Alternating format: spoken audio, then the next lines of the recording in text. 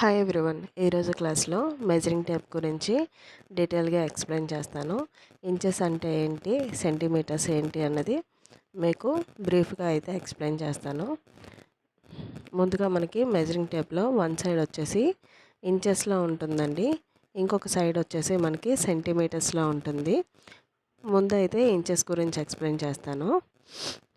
మనకి ఇలా inches tape అయితే ఇలా ఉంటుంది.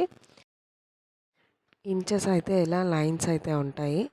ఈ లైన్స్నే మనం పావించ్ అంటే ఎంత, హాఫ్ ఇంచ్ అంటే ఎంత, ముప్పావు ఇంచ్ అంటే ఎంత, అలాగే 1 ఇంచ్ అంటే ఏంటనేది మీకు చెప్తాను.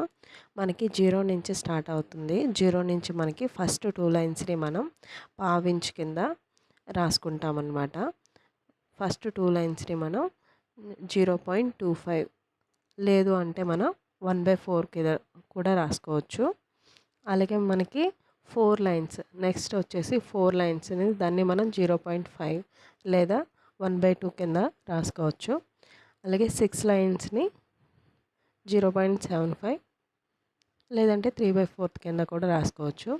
8 లైన్స్ని మనం 1 ఇంచ్ అని అయితే 8 లైన్స్ కలిపితే మనకి 1 ఇంచ్. మీకు డీటెయిల్గా తెలియడానికి ఇక్కడ కింద అయితే రాస్తున్నాను. 2 లైన్స్ ఈక్వల్ టు మనకి 0.25 అంటే పావు ఇంచ్ అని అర్థం.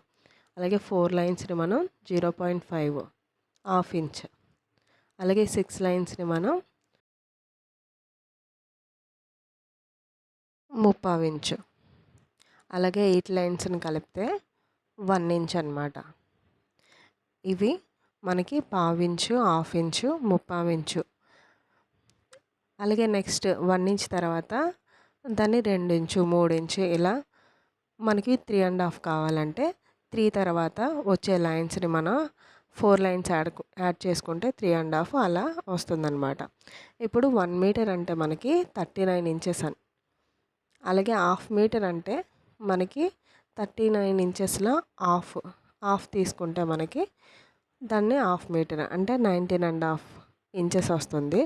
అలాగే పావు మీటర్ అంటే మనకి 19.5 ఇంచెస్ని మనం హాఫ్ చేసుకుంటే పావు తక్కువ 10 ఇంచెస్ అనేది వస్తుంది.